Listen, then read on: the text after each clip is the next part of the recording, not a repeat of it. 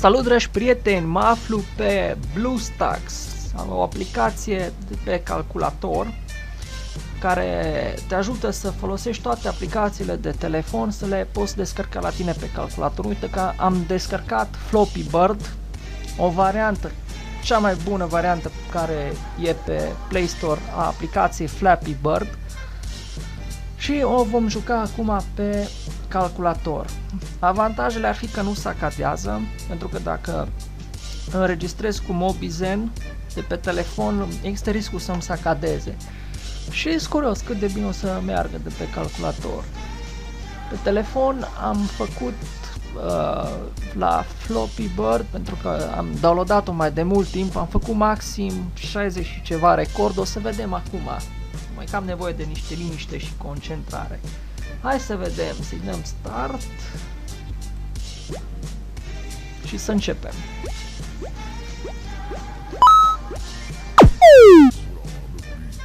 Da, e un pic de diferență parcă, sau eu am altă variantă pe telefon, nu știu.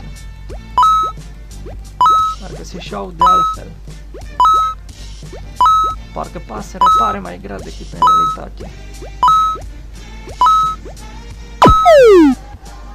Hai să încercăm, nu știu de câte ori să încerc. Am văzut pe cineva jucând de la 900 și ceva. Deci dați seama, de la 900 și ceva și a ajuns până la 999 și la final apărea fix Mario și îl omorea.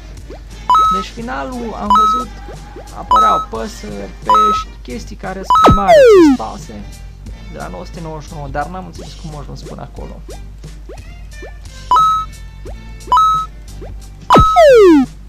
Nu înțeleg de ce moare așa de repede, fără să atingă asta. Cum am urcat prea sus. Hai să vedem. Prima oară m-am dus bine. Poate că am reușit să mă concentrez mai bine. Hai că nu mă las până nu depășesc propriul meu record astăzi. Am reușit totuși să ajung la 10 și acum nu mai reușesc să trec de 10. Deci, pe bune, că pare foarte grea pasărea asta, foarte ușor cade.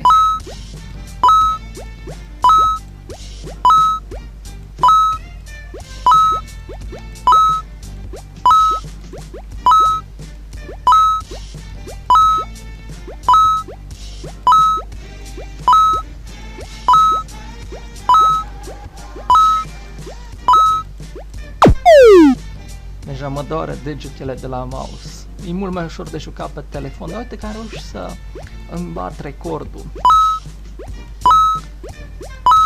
Deci chiar n-am avut idee ce să joc acum, ce să filmez. Apropo de aplicație, acum învăț să folosesc ceva program Android Studio, să fac aplicații mai ca lumea.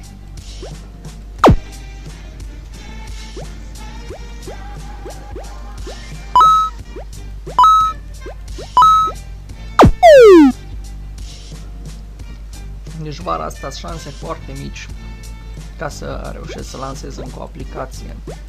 O să încerc, dar șanse mici, am mult de învățat, trebuie studiat acolo Java, dar filme tot o să mai fac. Deci dacă aveți ceva aplicații interesante sau ceva jocuri care vă plac sau care vă și enervează, nu contează, sau o aplicație foarte nașpa pe care vreți să o faceți de râs, vă lăsați ori pe Facebook, ori un comentariu pe YouTube și îmi spuneți. Și când am timp fac un film, și chiar și cu o întârziere de o lună, dar tot fac, depinde ce am în program.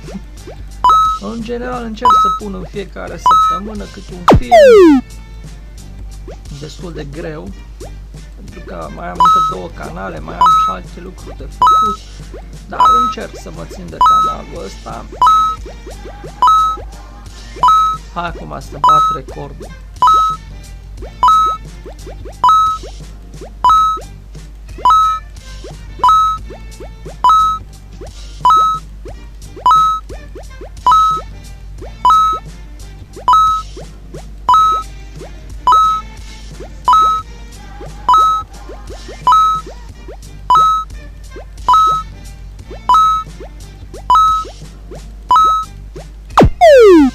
Păcat. încercat. Doar 31 oare mai reușesc? Eu mai rost să mai încerc mai mult de atâta.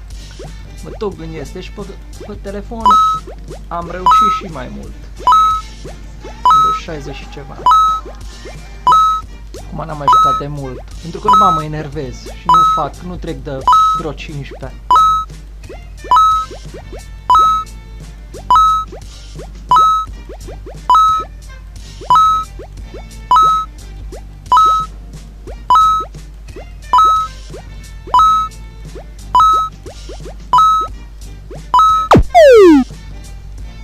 Să mai încerc. Hai că deja joc de mai bine de 5 minute. Faza e că dacă joci prea mult nu mai reușești să treci de un anumit record al tău pe care l-ai avut în ziua respectivă. Pentru că te enervezi, te îngrăbești, nu mai ești atent. Multe chestii de astea. De exemplu cum am fost eu acum. Acum mai trec eu de 30.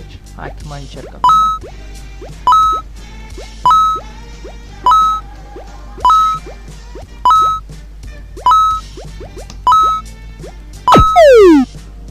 Hai că tot nu mă las.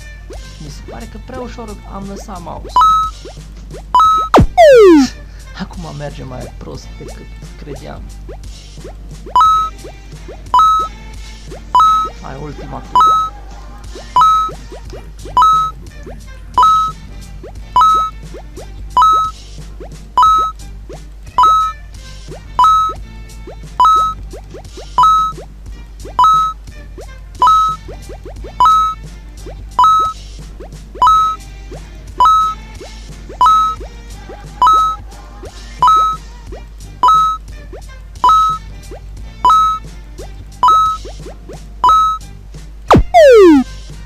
Asta a fost, văd că nu reușesc să trec de 31, am fost cel mai aproape acum.